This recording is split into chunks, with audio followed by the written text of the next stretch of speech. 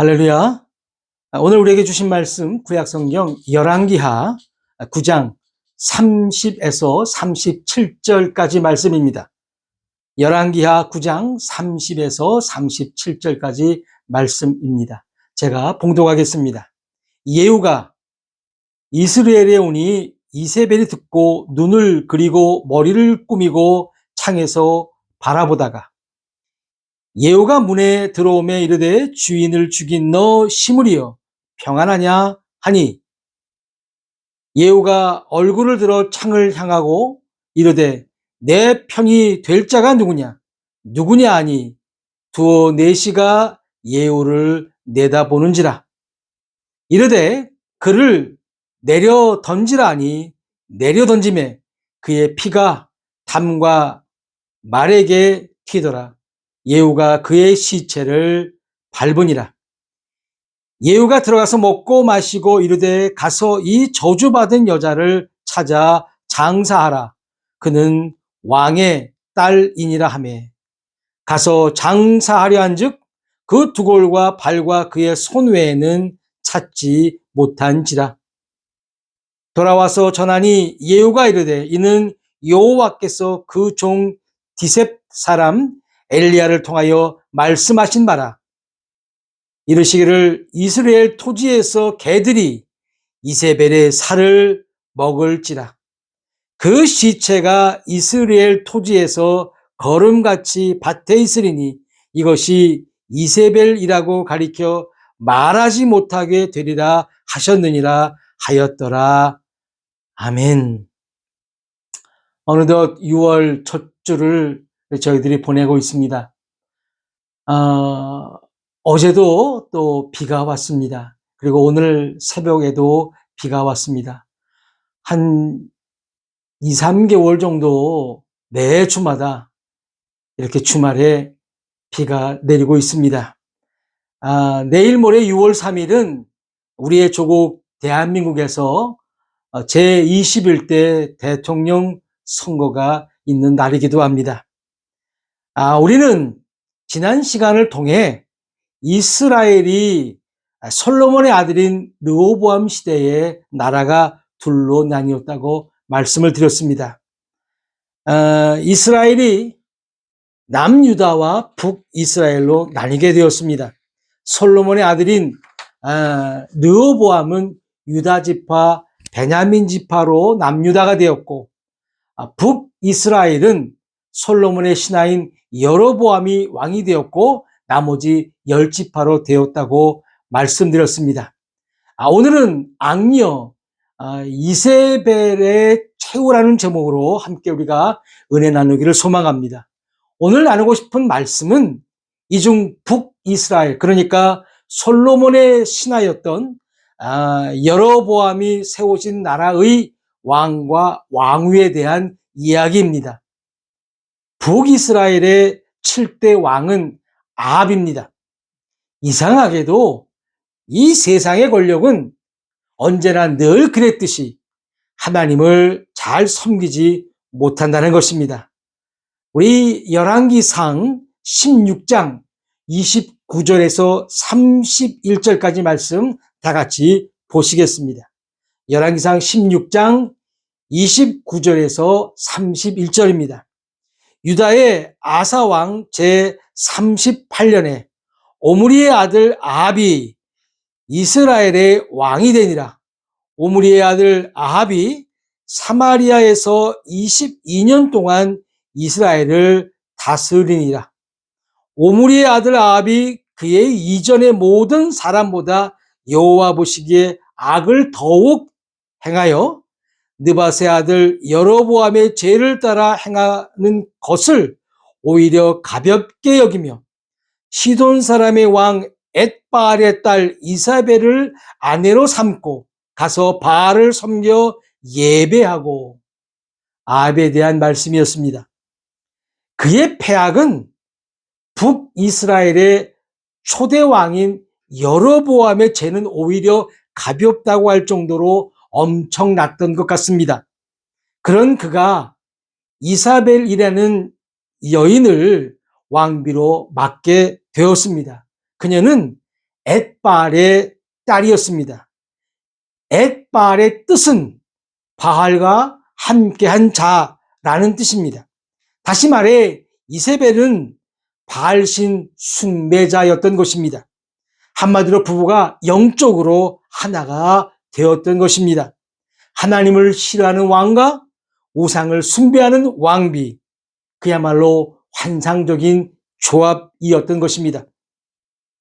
솔로몬 왕도 그랬듯이 천여 명의 여인을 품은 결과 그녀들이 섬겼던 신들을 위해 사당을 만들었던 것처럼 아합도 바알의 신전에 바알을 위한 제단을 쌓고 바알을 경배했다는 것입니다. 남자는 여자하기 나름이라는 말이 있듯이 심지어 이세벨은 아합을 충동하여 아세라 상을 만들어 섬겼던 것입니다. 우상의 우상을 더한 우상 숭배자였던 것입니다. 하나님의 매를, 하나님의 벌을 인정사정 없이 벌었던 것입니다. 열왕기상 16장 31절 32절 말씀입니다. 사마리아에 건축한 바알의 신전 안에 바알을 위하여 제단을 쌓으며 또 아세라 상을 만들었으니 그는 그 이전에 이스라엘의 모든 왕보다 심히 이스라엘 하나님 여호와를 노하시게 하였더라. 아합은 하나님의 선지자들을 탄압하기 시작합니다. 뿐만 아니라 나봇이라는 사람이 조상대대로 가지고 있는 포도원을 빼앗으려고 했습니다. 꼭 다윗 왕처럼 자신의 부하의 아내를 빼앗듯이 그러한 짓을 합니다. 이에 아합의 아내인 이세벨은 나봇을 죽이고 그 포도원을 남편에게 헌사합니다. 그러나 하나님은 언제나 살아서 역사하십니다. 다윗에게 나단 선지자가 있었듯이 이러한 위기의 때에 하나님께서는 당신의 사람 엘리야를 준비시켰다는 것입니다. 그는 신실한 하나님의 종이었습니다. 엘리야의 등장에 더욱 신경이 쓰였던 사람은 바로 이세벨이었습니다. 엘리야의 이름의 뜻은 내 하나님은 여호와시니라 라는 것입니다. 왕과 왕비가 우상 숭배자였던 이러한 시대에 하나님께서는 오직 나의 하나님은 여호와니라 라는 이름을 가진 당신의 종을 등장시켜 하나님의 살아계심을 나타내 보이고 계시다는 것입니다. 지난주까지 한국에서는 대통령 선거를 위해서 대통령 후보 토론회를 했었습니다. 거기에 나온 후보들 대부분은 자신의 공약보다는 타 후보를 죽이려는 데 사력을 다하는 모습이었습니다. 이세벨도 역시 마찬가지였습니다. 하나님의 종들을 죽이는데 혈안이 되었을 때 엘리야는 소위 송아지 바베큐 사건을 제안합니다. 엘리야가 제안한 송아지 바베큐 사건, 성경에는 물론 이렇게 표현되고 있지 않지만 제가 한번 만들어 본 것입니다. 송아지를 잡아서 각을 뜨고 나무 위에 올려놓고 자신들의 신을 이용해서 불로 이 번제물인 송아지를 태우는 것이었습니다. 성경에는 바알의 선지자가 450명이라고 합니다. 그리고 엘리야 한 명의 대결인 것입니다. 바알의 선지자들이 선공을 합니다. 아침부터 낮까지 바알의 이름을 불러댑니다. 그런데 바알은 응답하지 않았습니다. 당연합니다. 응답할 수 없었습니다. 그야말로 우상이었기 때문입니다. 엘리야는 그들을 조롱하며 자신의 차례가 되었습니다. 그는 하나님이 살아계심을 보이고 싶었습니다. 그러나 당시 백성들은 머뭇머뭇 거렸다는 것입니다. 지금도 마찬가지입니다. 대중들은 정의에 서는 것이 아니라 자신들의 이익에 언제나 줄을 선다는 것입니다. 열왕기상 18장 21절 말씀입니다. 엘리야가 모든 백성에게 가까이 나아가 이르되 너희가 어느 때까지 둘 사이에서 머뭇머뭇 하려느냐. 여호와가 만일 하나님이면 그를 따르고 바알이 만일 하나님이면 그를 따를지니라 하니 백성이 말 한마디도 대답하지 아니하는지라. 엘리야는 먼저 여호와의 이름을 의지하여 돌로 제단을 쌓고 송아지를 각을 뜨고 물을 채워 송아지에 뿌리고 도랑을 파서 물을 채우니 송아지 바베큐가 아니라 그야말로 송아지 설렁탕을 만드는 것 같았습니다. 한마디로 이런 송아지에 불을 붙인다는 것은 어렵다는 것입니다. 아니, 불가능하다는 것입니다. 저희는 난방을 화로로 하고 있습니다. 나무를 떼는 난로입니다. 이 나무가 잘 말라야 화력도 좋은데 이곳은 눈과 비가 많아 젖은 나무에 불을 붙이기란 쉽지가 않습니다. 이러한 나무를 태우는 것도 쉽지 않은데 엘리야는 번제물을 아예 물속에 빠뜨리고 그 물속에 있는 송아지를 자신의 신, 즉 여호와 하나님을 의지하여 다 태우겠다는 것입니다. 일반적으로 엘리야는 죽은 목숨입니다. 이겨야만 살 수 있지 비겨도 죽는 것입니다. 왜냐고요? 450대 1입니다. 엘리야의 패배는 즉 하나님의 패배인 것입니다. 결과는 하나님께서는 살아 계시다는 것입니다. 아멘입니다. 열왕기상 18장 35절에서 39절 말씀입니다. 열왕기상 18장 35절에서 39절입니다. 물이 제단으로 두루 흐르고 도랑에도 물이 가득 찼더라. 저녁 소재 드릴 때에 이르러 선지자 엘리야가 나아가서 말하되 아브라함과 이삭과 이스라엘의 하나님 여호와여, 주께서 이스라엘 중에서 하나님이신 것과 내가 주의 종인 것과 내가 주의 말씀대로 이 모든 일을 행하는 것을 오늘 알게 하옵소서. 여호와여, 내게 응답하옵소서. 내게 응답하옵소서. 이 백성에게 주 여호와는 하나님이신 것과 주는 그들의 마음을 되돌이키심을 알게 하옵소서 하매 이에 여호와의 불이 내려서 번제물과 나무와 돌과 흙을 태우고 또 도랑에 물을 핥은지라. 모든 백성이 보고 엎드려 말하되 여호와 그는 하나님이시로다. 여호와 그는 하나님이시로다 하니. 아멘입니다. 하나님께서는 언제나 살아 계십니다. 사람의 눈에는 보이지 않는 것 같고 없는 것 같지만 하나님께서는 언제나 살아서 역사하신다는 사실을 믿으시기를 주의 이름으로 축원합니다. 우상 숭배자의 딸로서 한나라의 왕비였던 그녀는 살아있는 동안 그토록 철저하게 하나님이 싫어하는 일만을 골라서 했다는 것입니다. 무서울 게 없는 여인이었습니다. 감히 하나님의 종들을 죽이기도 하고 음행하게 만들었던 것입니다. 하나님께서는 그녀의 최후까지 예언하셨습니다. 열왕기상 21장 23절 24절 말씀입니다.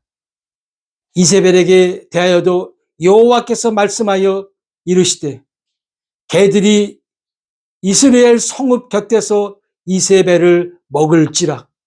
아합에게 속한 자로서 성읍에서 죽은 자는 개들이 먹고 들에서 죽은 자는 공중의 새가 먹으리라 라고 하셨느니라 하니, 이 말씀은 열왕기하 9장에 성취되었던 것입니다.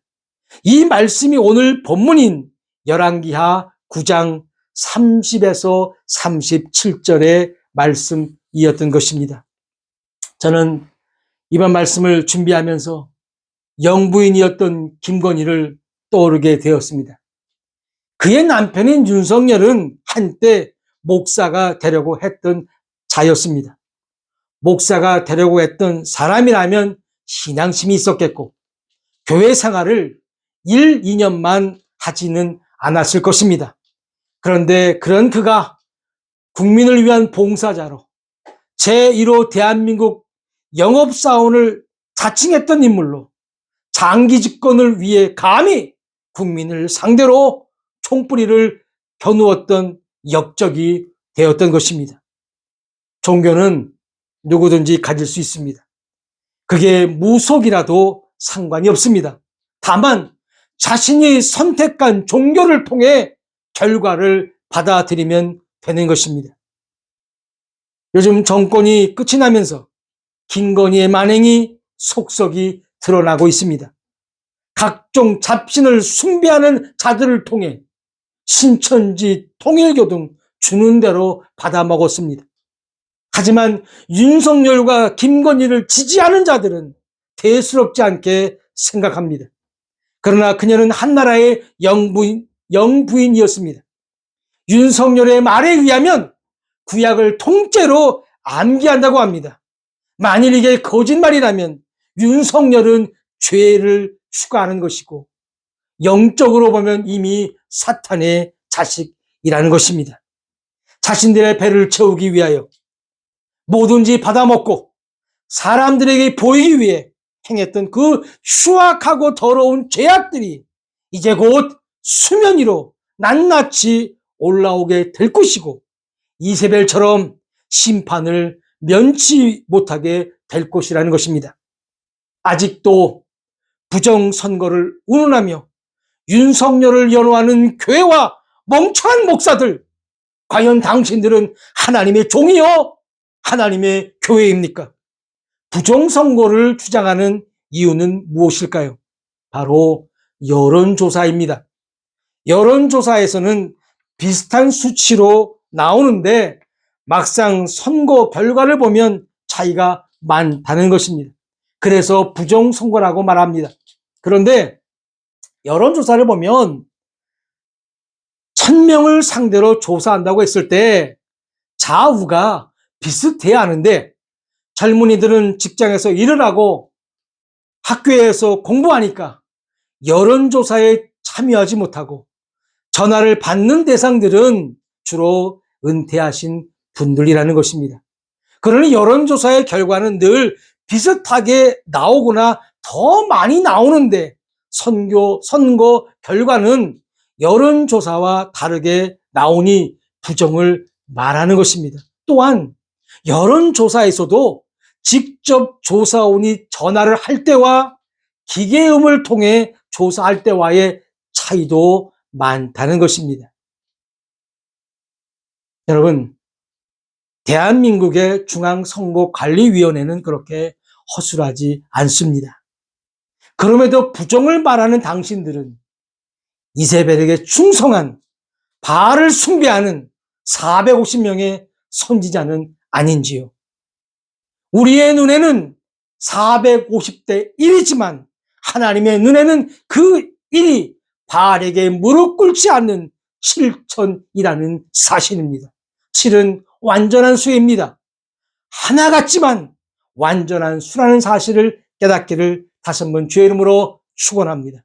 지금도 대형교회에서는 내란 수계를 옹호하고 선전하는 목사들과 교인들 그리고 전직 국무총리였던 장로 그 수가 450배나 된다고 해도 엘리야와 같은 하나님의 사람 하나만 못하다는 사실을 믿으시기를 다시 한번 주의 이름으로 축원합니다.